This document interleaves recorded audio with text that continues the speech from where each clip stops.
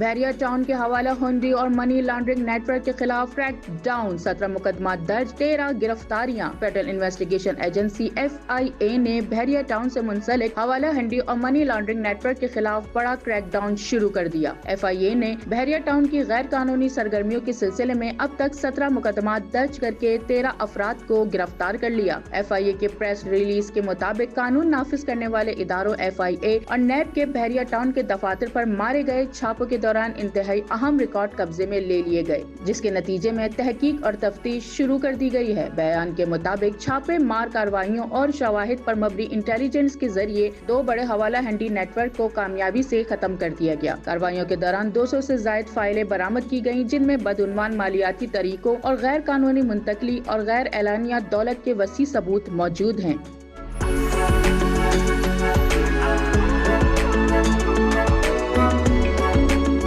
تفتیش کے دوران کرپشن کی مد میں حاصل اربوں کے اثاثوں کی نشاندہی کر کے انہیں ضبط کر لیا گیا۔ بحریہ ٹاؤن کے سینئر عملے کی گرفتاری اور تفتیش کے دوران حوالہ ہنڈی اور منی لانڈرنگ کا مکمل نیٹ ورک بے نقاب